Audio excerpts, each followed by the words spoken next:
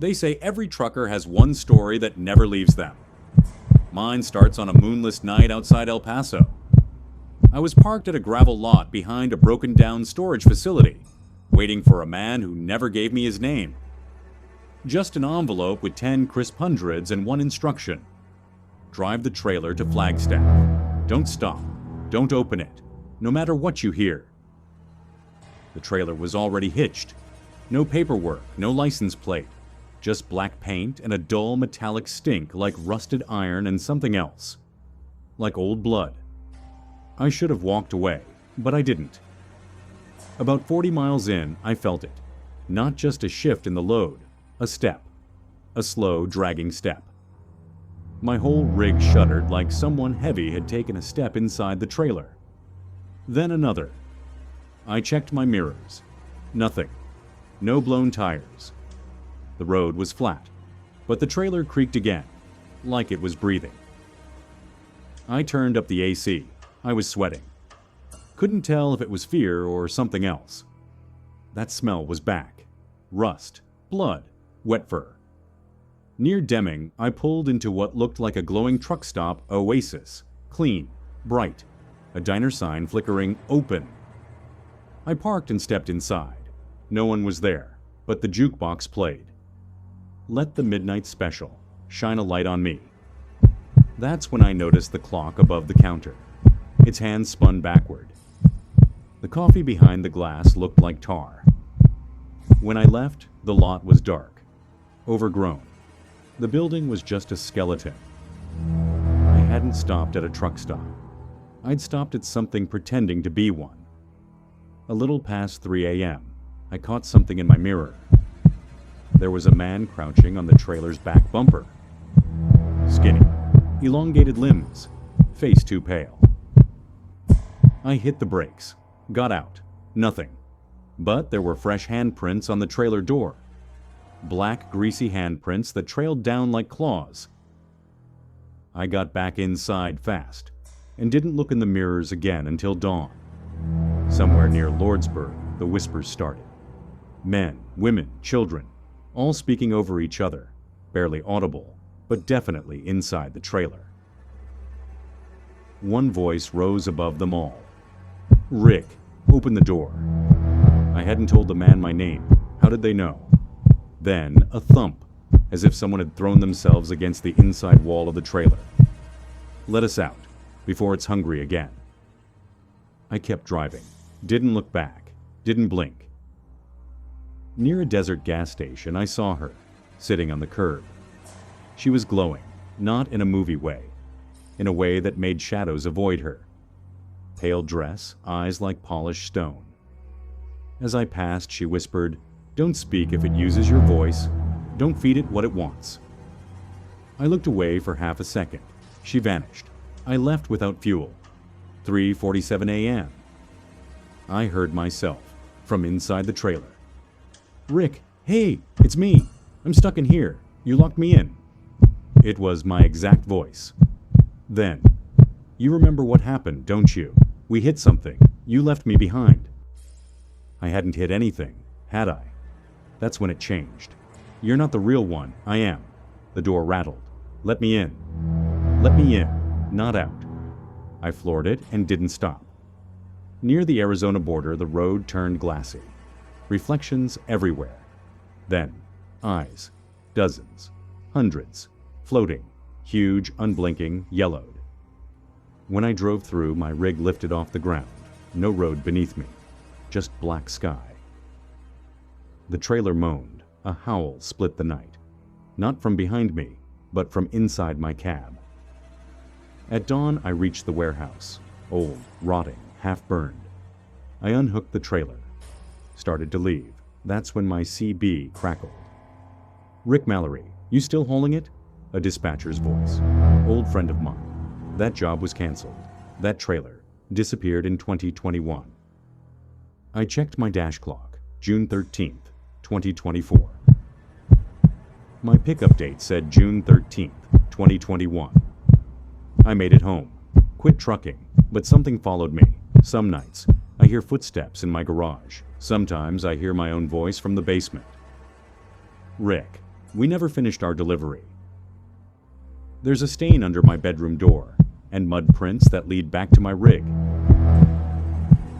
I haven't opened that trailer since, but it's still parked out back, and I swear, it breathes. Story number 2. I'd been a trucker for nearly 3 decades, and I thought I'd seen everything. But that October night in 1995 still haunts me. I picked up a load from Redding, California, heading up to Klamath Falls. Just a regular run along Route 97. I left around 11 p.m. Perfect time to beat traffic. The road was familiar, but the air had a strange weight that night. I remember the sky looked darker than usual, like the moon didn't dare show itself. As I cruised up the highway, I tried to tune in to my regular radio chatter, but it was nothing but static. Even my CB was unusually quiet. No other drivers, no background hum, just me and the road. About 40 miles in, I saw her, a woman in a white dress standing on the shoulder with her thumb out. Her hair was long and dark, and she looked soaked to the bone. I slowed down instinctively, even though my gut twisted hard. There's a rule most truckers have: never pick up hitchhikers on a night run. But she looked desperate, alone, cold. When she climbed in, she didn't say a word, just nodded in thanks and sat rigid, staring forward. I tried making small talk, but she barely moved. She said her name was Marla and that she was trying to get to Klamath Falls. Her voice was soft, like a whisper carried on the wind. Then she said something that chilled me. I didn't think anyone would come this time. Not long after Marla got in, the temperature in the cab dropped. I turned off the AC, but it didn't help. My breath misted in front of my face like I was in a freezer.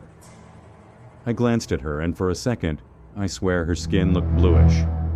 Then she turned to me slowly. "Do you know what happened on this road?" "No," I said, trying to keep my hands from shaking. "They never found the other drivers." I tried to laugh it off. Just a weird girl telling ghost stories. But something in her voice felt old, ancient even. I took my eyes off the road for a second. When I looked back at the passenger seat, she was gone. Not a sound, not a door slam, just gone. I nearly swerved into the ditch. I pulled over, jumped out, checked the side of the road, even looked under the rig. Nothing. I was alone again. Except the passenger seat was wet, dripping wet. And there was a smell in the air, not sweat or dirt. It smelled like a grave dug up after rain. There's a bend in Route 97 that locals call Graveyard Curve. It's notorious for fatal crashes. As I approached it, my headlights flickered. The engine hiccuped. Then I saw them. Figures, lining the roadside. Men and women in tattered clothes, pale as ash. All staring at my truck. Some had gaping wounds. Others looked like they'd been burned or worse, and at the center of them stood Marla. Smiling, I slammed on the gas. When I finally reached a truck stop past the Oregon border, I bolted inside, white as a sheet. The old man behind the counter saw me and said, "Another one from 97?" I told him everything. He didn't blink. Instead, he pulled out a dusty logbook from beneath the counter. It had dates, names, and entries from truckers who'd seen Marla too. She'd died in 1967 in a wreck on that highway, but she never left. Some drivers gave her a ride. Some never made it past Graveyard Curve. Word got around fast. I started getting CB messages from other drivers. They'd seen her too. Some said she cried. Others said she screamed. One guy claimed she tried to grab the wheel and drive him into a ravine. But they all said the same thing. She appeared during the dark moon phase, and she always vanished without a trace, and the road always remembered. I quit long hauls for a while, but in 1996, I took the same route again.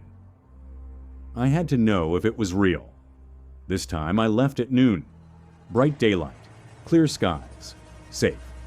But just past Graveyard Curve, the sky turned gray. The air got cold. And there she was, standing in the middle of the road. I didn't stop.